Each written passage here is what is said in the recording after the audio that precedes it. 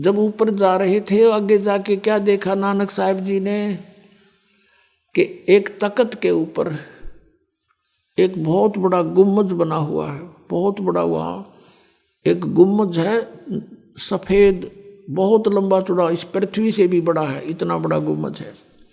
और उसके सेंटर में परमात्मा का सिंहासन है सतपुरुष का। और उस सतपुरुष की एक रोमकूप में करोड़ सूर्य मिला दे, करोड़ चंद्रमा, इतना नूर है, इतना तेज है, उससे भी अधिक तेज है मालिक का।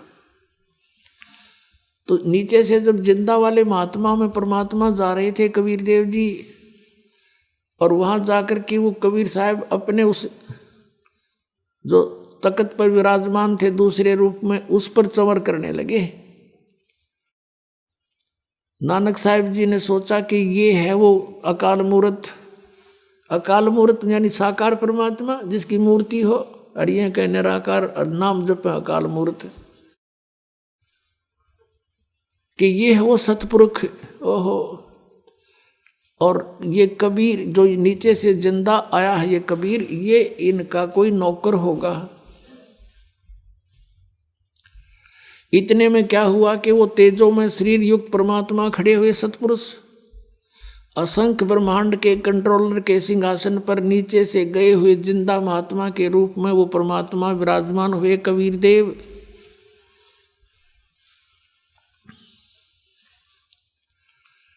और वो तेजों में शरीर वाला परमात्मा कबीर साहब पे नौकर की तरह चौर करने लगा, सेवक की तरह।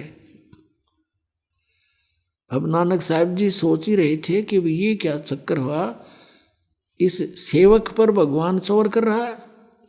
इतने में क्या हुआ, तेजों में शरीर उस जिंदा वाले शरीर में नीचे से गया था जो परमात्मा जिस शरीर में, उसमें समा गए।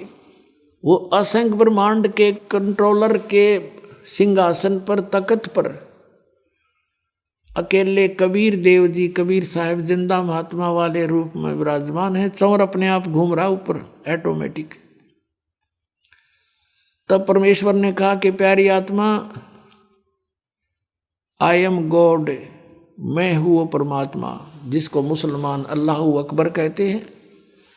और वेदों में कबीर देव मेरा नाम है, कबीर देव। तो कबीर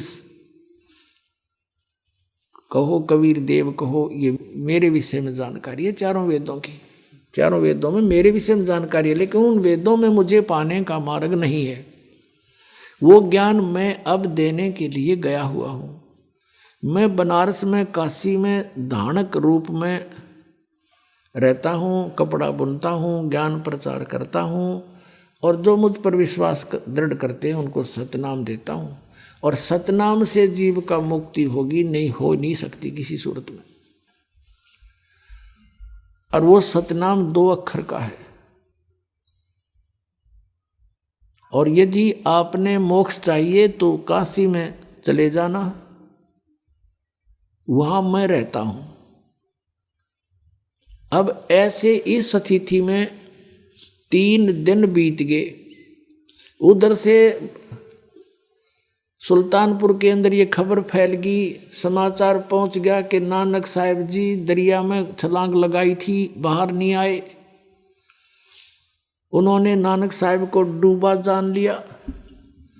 गांव में आग की तरह ये बात फैल गई, सभी भाग लिए, सभी दौड़ लिए। उसकी बहन नानकी भी दौड़ के आई, उनका जो बहन हुई था जयराम वो भी भाग गया।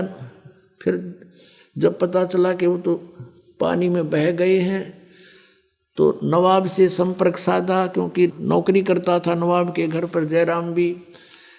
श्री जयराम जी ने वहाँ जा कर के राजा से प्रार्थना की कि नवाब ऐसे ऐसे हमारा रिश्तेदार पानी में बह गया। तो राजा ने नौकर भेज दिए, जाल लगाने वाले भेज दिए, इधर खोज रहे हैं, दूर दूर तक जाल लगा कर खोज रहे हैं पर नहीं मिले। सभी ने मान लिया, हाहाकार मच गई कि बहुत अच्छा भगत था, डूब कर मर गया।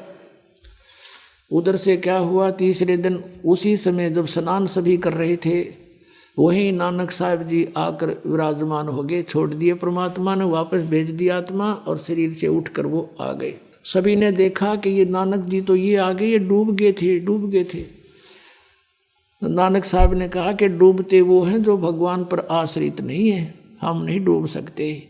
हम सचखंड गए थे, हम सतलोक गए थे, और उस दिन के बाद उनका चेहरा बदला हुआ था, संसार में रुचि नहीं रही, घर पे आ गए,